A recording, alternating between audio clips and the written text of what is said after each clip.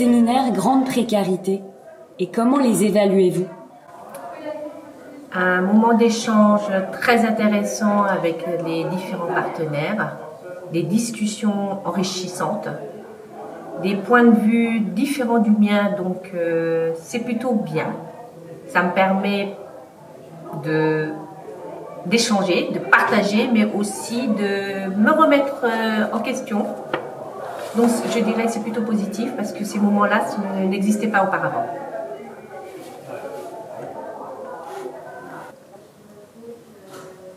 Les bénéfices,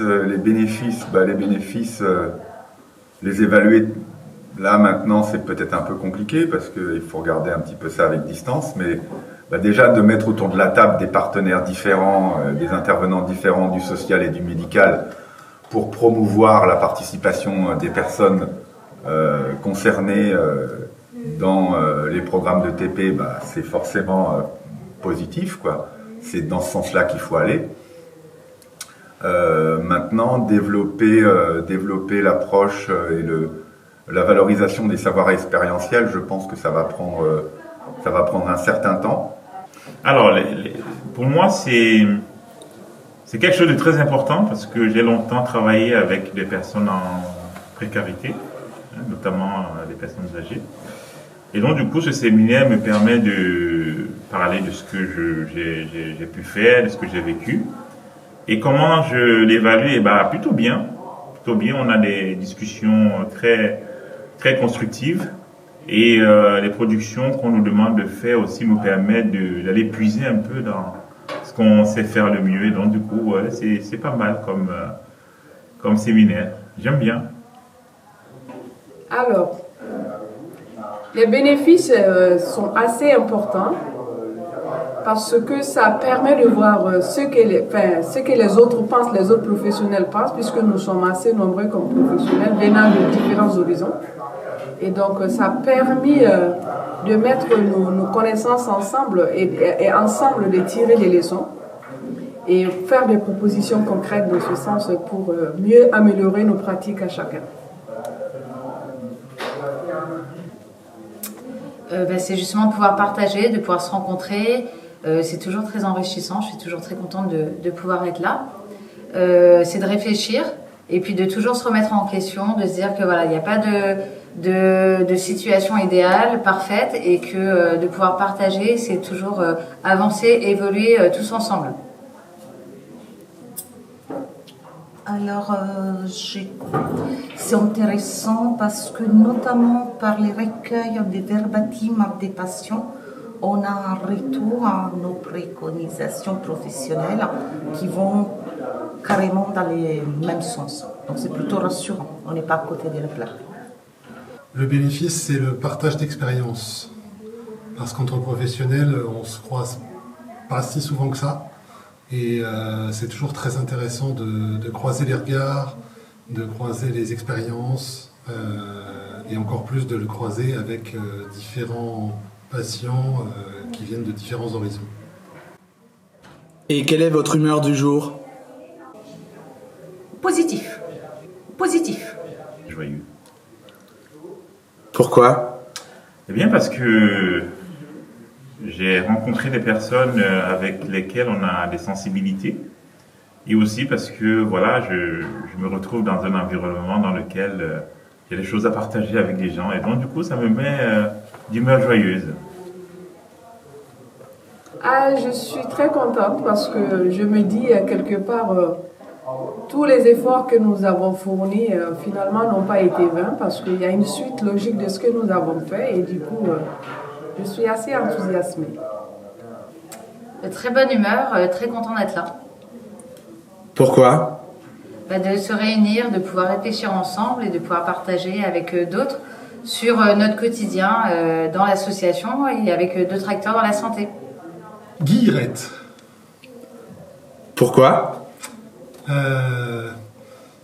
Parce que voir justement tous ces professionnels, et y compris les patients qui viennent pour tous être pour la même cause, et à savoir améliorer les choses, ça me rend Guillerette. Dans quelle mesure la rencontre et l'écoute de l'expérience des autres vous a aidé dans votre pratique?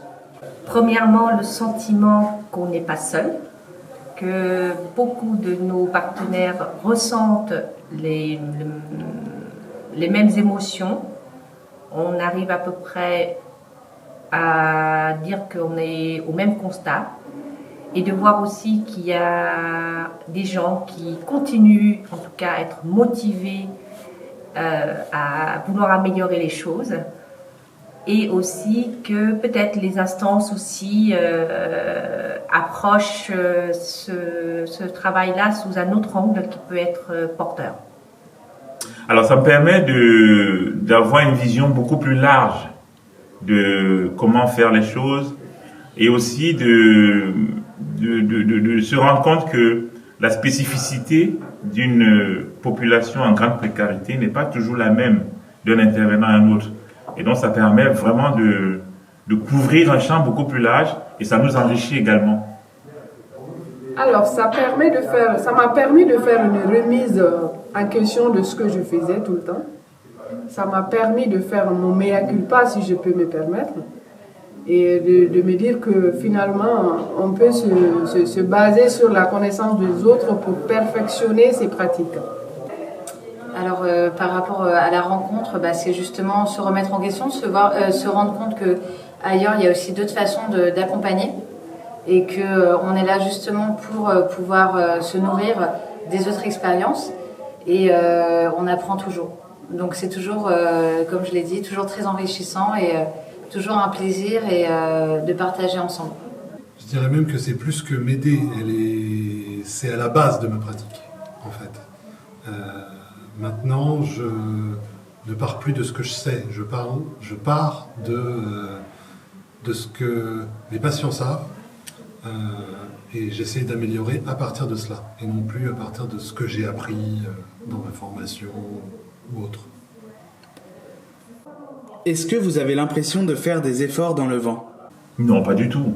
Pas du tout. Dans une rencontre ou dans une relation avec l'autre, on apprend de l'autre, on apprend de soi-même, et donc du coup, ça nous permet de grandir, ça nous permet d'avoir une expérience encore plus forte. Et aussi, c'est des expériences humaines. Donc non, une rencontre n'est jamais quelque chose comme si on brassait du vent. Non, au contraire, c'est très très très enrichissant. Ben non, absolument pas. Oui, des efforts. Après, c'est ouais, je pense qu'il y a tous des moments de découragement, mais c'est comme ça qu'on progresse aussi. Je pense que les efforts dans le vent, au final, les moments un peu de ralentissement, ça permet après de partir plus vite et d'avancer plus vite. Oui. Quelles sont les valeurs que vous voulez défendre dans 10 ans? Les mêmes que je défends aujourd'hui, l'humanité, l'empathie et être à l'écoute des autres. Les valeurs. Je dirais d'abord de prendre l'être humain en tant que tel, en se disant que chaque personne a un vécu, chaque personne a une histoire, évidemment. Et de cette histoire, c'est pas parce que la personne se retrouve dans une situation de précarité aujourd'hui qu'on doit la regarder de bas ou de haut. On doit juste prendre en compte la dignité de toute personne, car toute personne mérite d'avoir sa dignité sauvegardée et toute personne mérite de vivre sa vie dans de meilleures conditions. Toujours s'occuper des gens en tant qu'être humain. L'égalité, l'accès à la santé pour tous, l'écoute, écouter chacun, le lien social, de ne laisser personne au bord de la route, et puis de rester dans l'humain. L'autonomisation du patient, le respect mutuel et je dirais aussi le goût du travail bien fait. Le respect,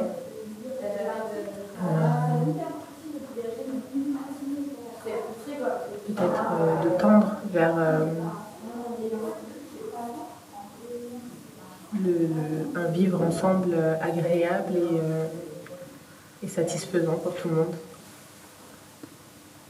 La place du lien social dans la construction de l'estime de soi?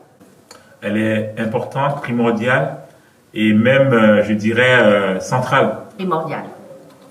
Fondamentale. C'est-à-dire, si on ne développe pas une bonne précarité, c'est-à-dire, je suis conscient, j'ai une valeur intrinsèque, je m'estime moi-même, et donc j'accepte d'être dépendant, d'être interdépendant avec l'autre, c'est-à-dire d'aller vers l'autre. J'ai besoin de lui, comme lui a besoin de moi. Donc ça, c'est la bonne précarité, c'est repérer ces besoins, les besoins qu'on a d'être ensemble, de vivre dans un collectif. Et donc la mauvaise précarité, justement, c'est le problème que si je n'ai pas confiance en moi, je ne vais pas pouvoir projeter de la confiance dans les autres.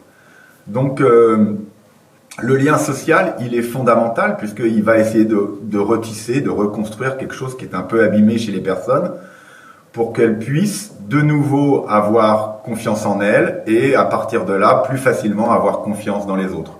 Donc avoir confiance dans les autres, ça veut dire pouvoir demander de l'aide, pouvoir ne pas rester seul face aux problèmes de la vie. Et la vie, on sait que le parcours est compliqué. C'est vital. Je pense que c'est vraiment le lien social, c'est ce qui nous fait vivre, c'est ce qui nous construit en tant qu'être humain. Et on voit très bien que la rupture du lien social est à l'origine de toute problématique périphérique. Et que sans lien social, pour moi, il n'y a pas de résolution. Enfin, c'est vraiment la solution et c'est indispensable, c'est vital.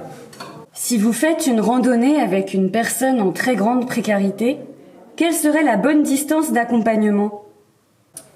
Ce serait à son envie. Ne pas le coller s'il n'a pas envie, mais en lui laissant la possibilité de venir à soi, tout en ayant fait la première démarche, comme quoi on ne l'a pas stigmatisé, on ne l'a pas laissé dans son coin parce qu'il n'est pas pareil que nous, ou des choses comme ça. Voilà. Être au même niveau. Quand on accompagne, on n'est ni devant ni derrière, on est à côté. La bonne distance d'accompagnement, c'est la personne en grande précarité, ou même la personne tout court en fait, qui va la définir. C'est à elle de me dire à quelle distance je dois me trouver. Et en plus, c'est changeant. C'est pas une distance qui reste fixe. Il y a des moments où ça va être très proche et d'autres moments où ça va être beaucoup plus éloigné en fonction des besoins et j'ai envie de dire même de l'humeur du moment. Quelle chanson représenterait la grande précarité? Non, ça c'est... Je sèche là, alors je vais faire... La grande précarité, je dirais peut-être la vie en rose. Je sais pas. La bohème. Rien que du soleil. Enfin, Mano Solo. Que souhaiteriez-vous de différent lors d'un prochain séminaire? Peut-être de parler en termes d'éducation thérapeutique, de l'approche centrée sur la personne. C'est-à-dire une approche où on va se concentrer plus sur la personne que sur sa maladie. Ce serait chouette ça. D'avoir vraiment des moments, je pense, comme on le fait pendant les groupes de mise en situation, vraiment des moments un peu de débat, un peu de punchline pour continuer à approfondir et à avancer tous ensemble. 3 critères pour être bon dans votre métier?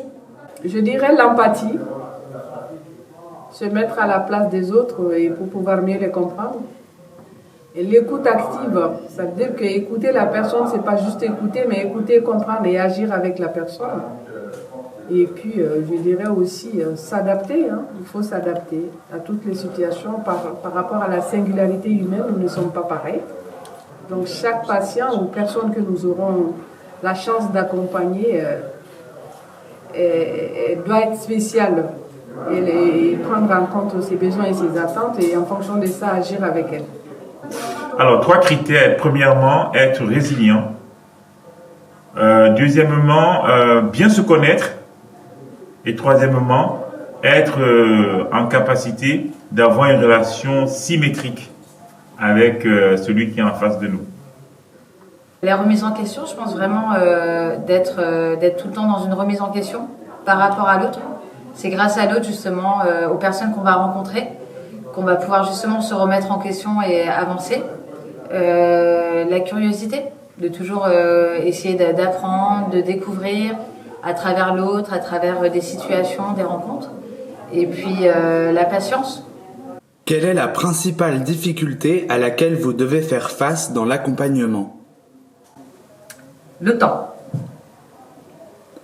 Je dirais la complexité administrative. Moi, je suis soignant, même si avec l'expérience, je commence à connaître un petit peu, mais le diable se niche dans les détails et il y a toujours de plus en plus de complexité administrative et les choses changent constamment. Quel message aimeriez-vous faire passer au gouvernement ? Et essayer, plutôt que de recréer à chaque fois l'eau chaude, de simplifier les démarches, simplifier les choses et rendre les choses plus compréhensibles pour le plus grand nombre. Que la santé est en danger, que c'est une priorité comme l'éducation et que l'éducation en santé est aussi une priorité et que on va dans une situation assez catastrophique et que le but c'est pas de faire des audits mais c'est déjà d'écouter les soignants, les patients, les malades et je pense qu'on avancera beaucoup plus vite.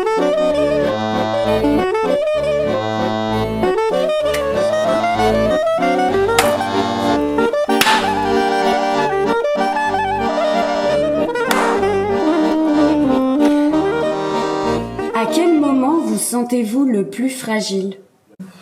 Quand j'ai des problèmes, surtout les problèmes du santé.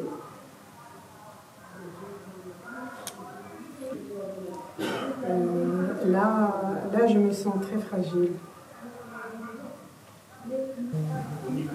Quand j'ai beaucoup de douleurs, on va dire quand j'ai des poussées inflammatoires comme ça, qui sont des douleurs qui sont vraiment...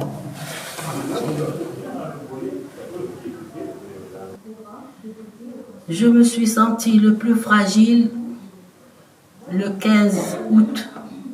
16 août 2015, le jour où j'ai perdu mon mari brutalement.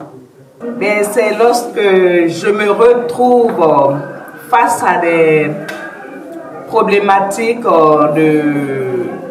administratives. Si votre vie était une chanson, ce serait laquelle ? La vie est belle. Viser la lune, enfin, je sais pas beaucoup chanter, mais c'est beaucoup plus viser la lune, ça me fait pas peur, voilà. Quand est-ce que vous avez le sentiment de ne pas être écouté ?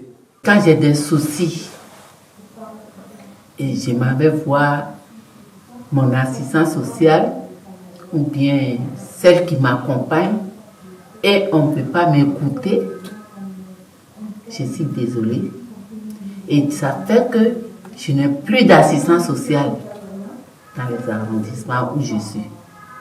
Parce que l'assistance sociale, depuis 2015, elle m'a déçue. À 3 reprises, j'ai été aux urgences. À 3 reprises, ils n'ont rien fait. D'abord, ils m'ont fait passer une journée entière jusqu'à tard dans la nuit et pour me donner un Doliprane. Donc, le fait d'aller les voir ne résout pas toujours le problème. Lorsque vous êtes en grande difficulté, auprès de qui cherchez-vous de l'aide ? Moi-même, je trouve des solutions toute seule. Je m'adapte. J'essaye de m'adapter à toutes les situations, mais j'essaye de trouver des solutions, mais quand j'y arrive pas, je me retourne vers des professionnels de santé. Mais c'est beaucoup plus pour échanger avec eux de ce que je pense et ce que j'ai trouvé comme solution, et d'échanger ça avec eux. Ils me disent si c'est bon ou pas. Et je cherche beaucoup à faire de gestes techniques toute seule, à adapter mes doses de médicaments toute seule. Ce qui veut dire que j'essaye de gérer certaines choses, mais quand c'est des petits gestes, c'est pas grand-chose. Mais quand ça me dépasse, je je vais vers les professionnels de santé parce que c'est grâce aux professionnels de santé que j'ai pu m'adapter et m'approprier et suivre ce programme de TP et m'approprier tous ces outils. C'est grâce à eux.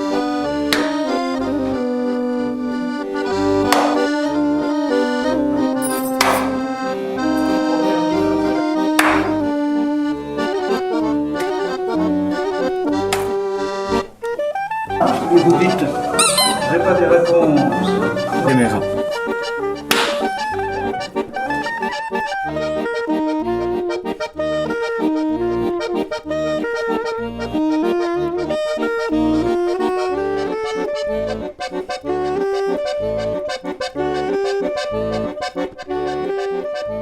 Thank you.